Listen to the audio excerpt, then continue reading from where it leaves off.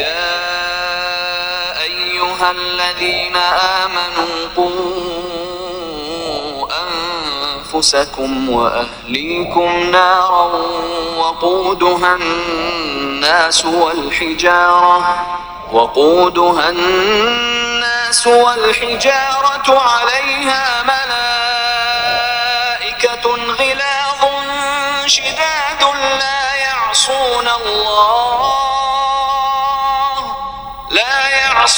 الله ما أمرهم ويفعلون ما يؤمرون।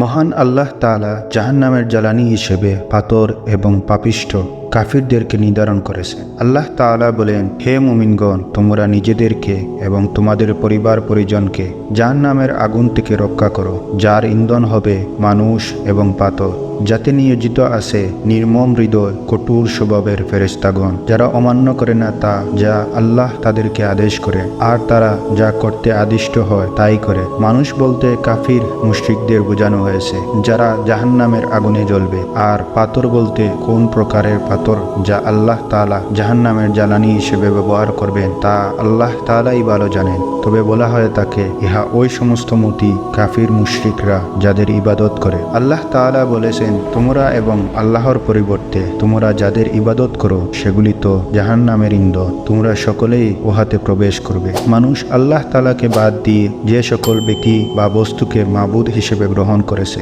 আল্লাহ তাআলা জাহান্নামের জ্বালানি হিসেবে মানুষ এবং পাথরের সাথে সে সকল মাবুদদেরকেও জাহান্নামে নিক্ষেপ করবে। আল্লাহ তাআলা আরো বলেন, তোমরা এবং আল্লাহর পরিবর্তে তোমরা যাদের ইবাদত করো সেগুলি তো জাহান্নামের ইন্ধন, তোমরা সকলে তাতে প্রবেশ করবে। যদি তারা ইলাহ হতো তবে তারা জাহান্নামে প্রবেশ করত না, তাদের সকলেই তাতে স্থায়ী হবে। আল্লাহ তাআলা বলেন, আর বাম দিকের দল, কত হতভাগ্য বাম দিকের দল, তারা তাপে তীব্র গরম হাওয়া এবং প্রচণ্ড উত্তপ্ত পানিতে, আর প্রচণ্ড কালো দুয়ার ছায়া, যা শীতল নয় সুখকর নয়। আল্লাহ তাআলা কিয়ামতের দিনের প্রচণ্ড তাপ থেকে মানুষকে ঠান্ডা করবেন তিনটি বস্তু দ্বারা, তা হলো 1 পানি, 2 বাতাস এবং 3 ছায়া, যা সামান্যটুকুও জাহান্নামীদেরকে দেওয়া হবে না। জাহান্নামের বাতাস তার অধিবাসীদেরকে দেওয়া হবে তা প্রচণ্ড গরম বাতাস, আর পানি যা পান করতে দেওয়া হবে তা প্রচণ্ড গরম পানি, আর ছায়া যা তাদেরকে আচ্ছাদন করে রাখবে তা জাহান্নামের আগুন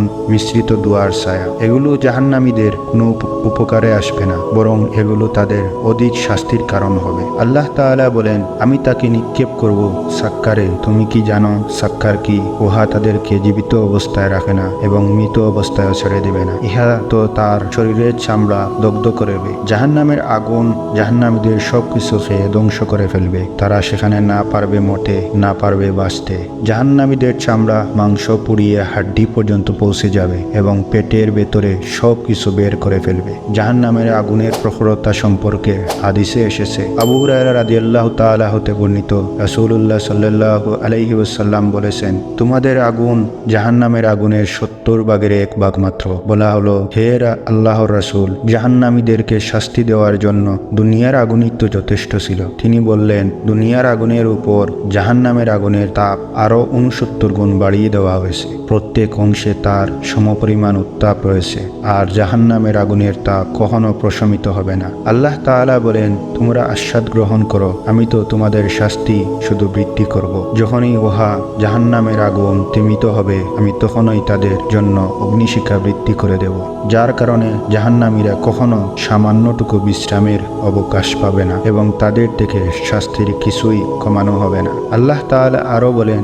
তাদের শাস্তি লাঘব করা হবে না, তারা কোনো সাহায্য প্রাপ্ত হবে না। ইবনে ওমর রাদিয়াল্লাহু তাআলা হতে বর্ণিত, তিনি বলেন, রাসূলুল্লাহ সাল্লাল্লাহু আলাইহি ওয়াসাল্লাম এর বেশ কয়েকজন সাহাবী রাসূলুল্লাহ সাল্লাল্লাহু আলাইহি ওয়াসাল্লামের যুগে স্বপ্ন দেখতেন, অতঃপর তারা রাসূলুল্লাহ সাল্লাল্লাহু আলাইহি ওয়াসাল্লামের কাছে তা বর্ণনা করতেন, আর রাসূলুল্লাহ সাল্লাল্লাহু আলাইহি ওয়াসাল্লাম এগুলোর ব্যাখ্যা দিতেন যা আল্লাহ ইচ্ছা করতেন। আমি তখন অল্প বয়সের যুবক, আর বিয়ের পূর্বেই মসজিদই ছিল আমার ঘর। আমি মনে মনে নিজেকে সম্বোধন করে বললাম, যদি তোমার মধ্যে কোনো কল্যাণ থাকতো তাহলে তুমি তাদের মতো স্বপ্ন দেখতে। আমি এক রাতে বিছানায় শুয়ে শুয়ে বললাম, হে আল্লাহ, আপনি যদি জানেন যে আমার মধ্যে কোনো কল্যাণ আছে, তাহলে আমাকে কোনো একটি স্বপ্ন দেখান। আমি ওই অবস্থায় ঘুমিয়ে থাকলাম। দেখলাম আমার কাছে দুজন ফেরেশতা এসেছেন। তাদের প্রত্যেকের হাতেই লোহার একটি করে হাতুড়ি, আর আমাকে নিয়ে জাহান্নামের দিকে এগোচ্ছে।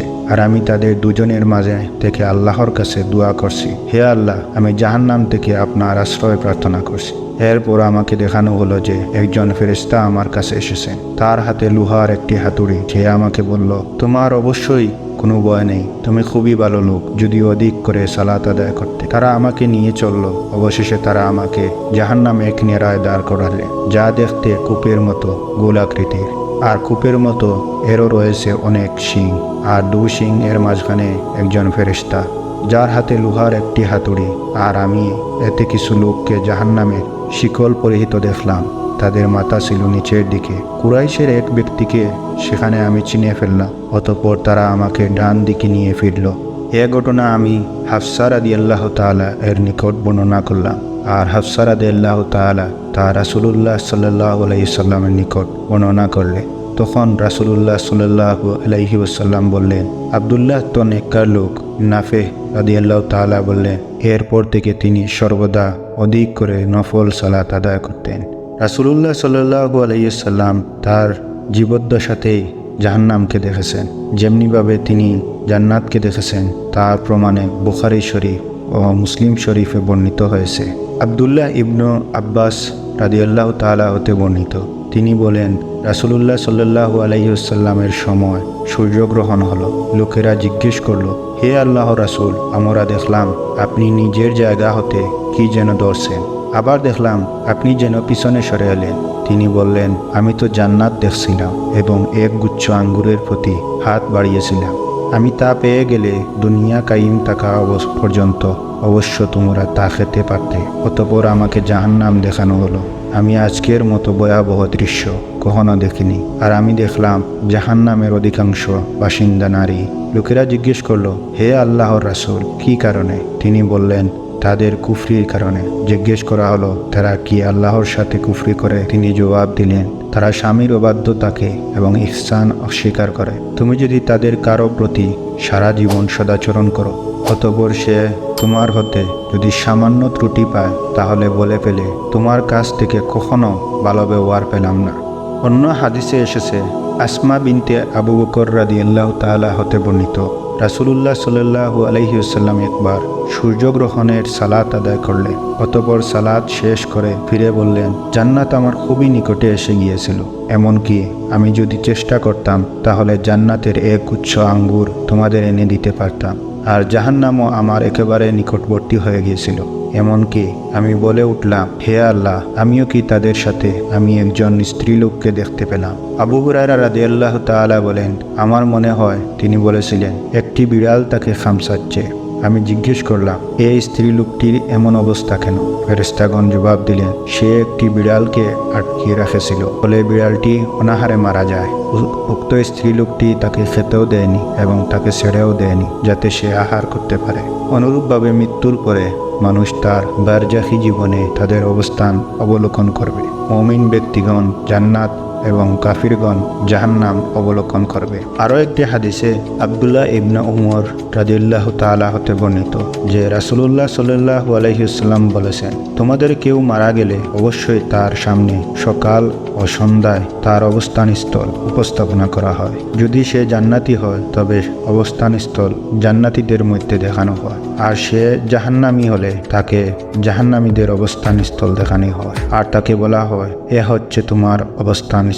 কিয়ামত দিবসে আল্লাহ তোমাকে পুনরুজ্জীবিত করাব। আল্লাহ তাআলা জাহান্নামীদেরকে কঠিন থেকে কঠিনতর শাস্তি দেওয়ার লক্ষ্যে তাদেরকে বিশাল আকৃতির দেহ দান করবেন। যেমন তাদের এক কাঁধ থেকে অপর কাঁধের দূরত্ব হবে দ্রুতগামী ঘোড়ার 3 দিনের পথ। এক একটি দাঁত হবে উহুদ পাহাড়ের সমান, চামড়া হবে 3 দিনের পথ সমতুল্য মোটা। আবু হুরায়রা রাদিয়াল্লাহু তাআলা হতে বর্ণিত, তিনি বলেন, রাসূলুল্লাহ সাল্লাল্লাহু আলাইহি ওয়াসাল্লাম বলেছেন, কাফিরের এক একটি দাঁত হবে উহুদ পাহাড়ের সমান এবং শরীরের চামড়া হবে 3 দিনের সফরের দূরত্ব পরিমাণ মোটা।